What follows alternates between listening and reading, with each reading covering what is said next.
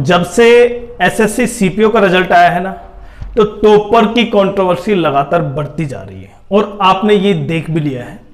और इसका एक प्रमाण इस कारण भी सही है कि जितने आप देख पा रहे हैं कि एसएससी सीपीओ में एक तो सबसे बड़ा ये है कि रोल प्रत्येक सब्जेक्ट का है और सबसे ज्यादा सब्जेक्ट वहां पर इंग्लिश का है, क्योंकि इंग्लिश की वेटेज ज्यादा है, बहुत ज्यादा है, 50% से भी ज्यादा है।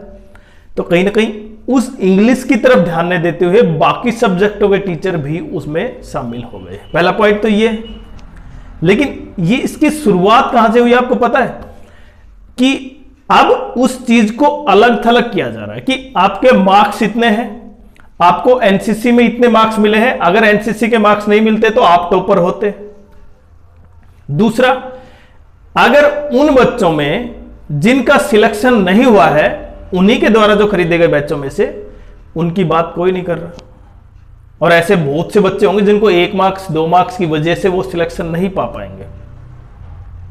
जो इश्यू था कि कहीं ना कहीं जिनकी रैंक हाई थी, मतलब जिनका स्कोर अच्छा था, वो दिल्ली पुलिस नहीं ले सके।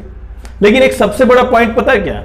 जो दिल्ली पुलिस यहां पर सब इंस्पेक्टर बच्चे लग रहे हैं, जो लगे हैं, जिनका सिलेक्शन हुआ है, क्या वो दिल्ली पुलिस के लिए ही संतुष्ट हो जाएंगे? नेक्स्ट ईयर या अब की बार भी उन्होंने सीजीएल का एग्जाम दिया होगा। तो टॉपर्स की बात, अभी वो टॉपर्स हैं, दूसरी फील्ड में दूसरे में जाएंगे तो वो एग्जाम पास कर रहे हैं या नहीं हो रहा है, या हो रहा है, मेंस में रुक रहे हैं या मेंस भी पास हो रहा है, मतलब वो बच्चे फिर से एग्जाम दे रहे हैं। और इसकी सबसे बड़ा कारण जो अपने बैचों को बेचना है ना, क्योंकि इससे वो बच्चे जरूर प्रभावित होंगे जो पहली बार कोर्स लेते हैं ना, देख के लगता है कि हाँ उसके बैच से अच्छे स्कोर आ रहे हैं, तो इसलिए मुझे वो लेना चाहिए।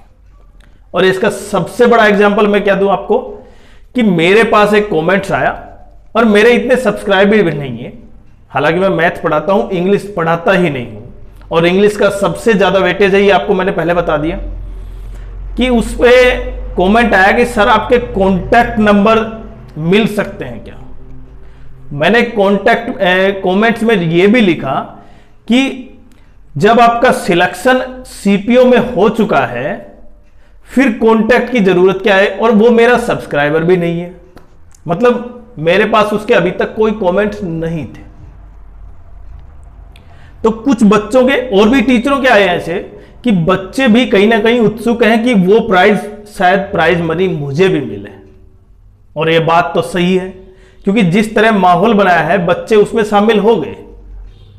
पिछली साल देखा, आप यूपीएससी को देखते हैं, आप पढ़े कहीं से भी, लेकिन हमारे कोचिंग सेंटर से पढ़े तो इसलिए आपको इतने लाख रुपए मिल जाएंगे, आपको बैकडोर एंट्री से इतना मिल जाएगा, आपको केवल ये कहना है कि हाँ यहां से पढ़े।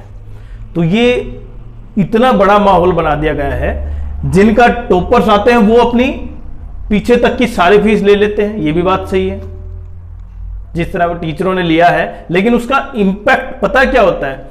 उन बच्चों पर होता है जो अभी बिल्कुल न्यू कमर है, जिनको पता भी नहीं है कि किस तरह का माहौल चल रहा है।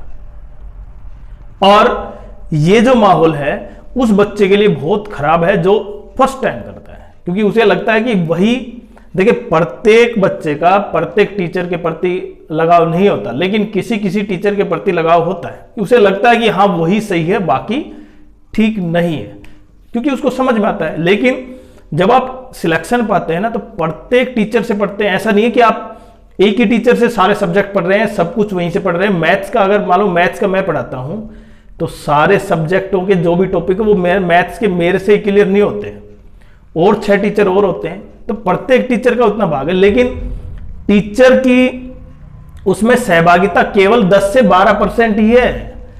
10 से 12% टीचर ही करता है, बाकी तो सारी मेहनत स्टूडेंट की है, उसने जितना टाइम दिया है।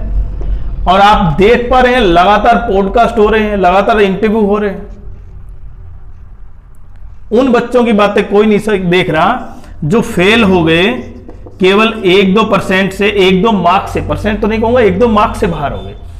उन बच्चों को बैच नहीं मिलना चाहिए फ्री में, कि हमने बैच दिया इन बच्चों को जो फेल हो गए 2024 के सीपीओ मेंस में, इसलिए इन बच्चों को हम 6 महीने 1 साल के लिए, जब तक इनका सिलेक्शन ना हो, हम फ्री में बैच देते हैं। ऐसे 20 बच्चे हमने सिलेक्ट किए, ऐसे 50 बच्चे हमने सिलेक्ट किया, ऐसे 100 बच्चे हमने सिलेक्ट किया, लेकिन उनकी बातें कोई नहीं कर रहा। अभी मैं माननीय कोर्ट में जो अभी केस था सीजीएल का नहीं, एसएससी रिफॉर्म्स का, उस पर बात कर रहा था कि उसमें भी कुछ ऐसा आज नहीं हुआ जो बच्चे एक्सपेक्ट कर रहे थे।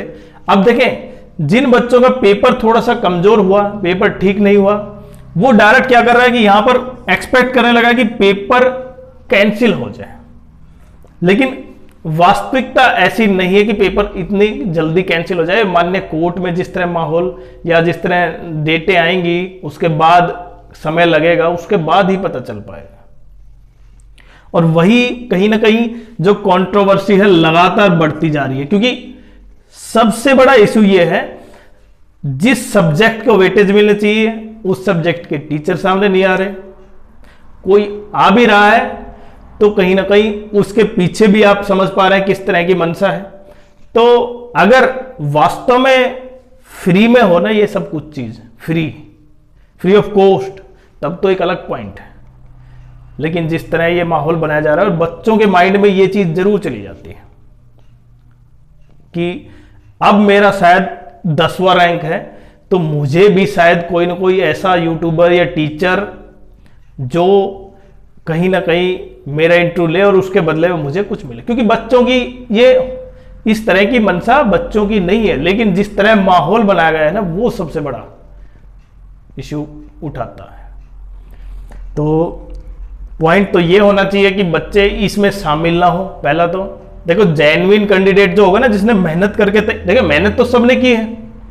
अब जिसका देखो, अगर एनसीसी की वजह से, एक पॉइंट आप ये भी देखना, एनसीसी की वजह से जिसको मार्क्स मिले तो तभी मिले ना जब उसने एनसीसी ली। ऐसा तो नहीं है कि एनसीसी की सर्टिफिकेट ही उसने गलत तरीके से ली, या एनसीसी की सर्टिफिकेट नहीं थी तब उसने मार्क्स मिल गए एनसीसी के, तो वो एक अलग पॉइंट है।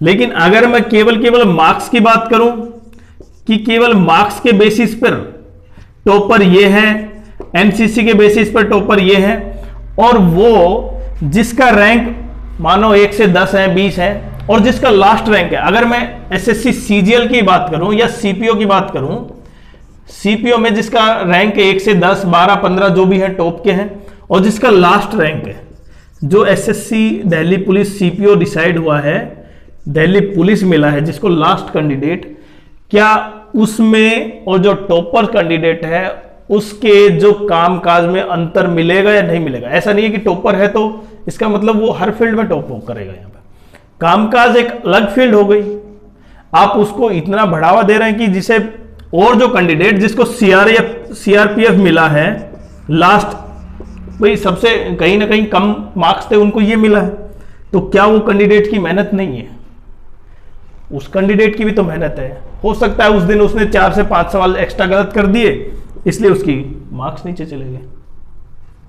तो सबसे बड़ा इश्यू ये है कि उस मार्केट जो होता है ना सामने आपके दिखाने के लिए, वो कुछ और है, जो रियलिटी कुछ और है। तो इसलिए बच्चों को केवल अपनी मेहनत और अपनी ईमानदारी से, देखिए आप आज चाहे कुछ भी आप किसी से भी कितना भी फेवर कर लें, इतना प्राइज ले लें, लेकिन जो आपकी मेहनत है वो रियलिटी यही है कि सच्चाई कि आपने मेहनत की इसलिए आपको नंबर मिले, और जो गलत तरीके से आपने जो प्राप्त किया है वो चीज़ आपको कहीं ना कहीं उसका फायदा नहीं देगी।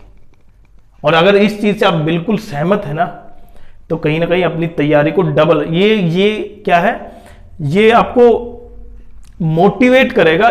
इसलिए नहीं कि आपको प्राइज मिलेगा या वो मिलेगा, बट मोटिवेट करने के लिए हो सकता है कि आपकी बार जिसका सिलेक्शन नहीं हो वो ये चाहे कि मैं फर्स्ट रैंक प्राप्त करूं।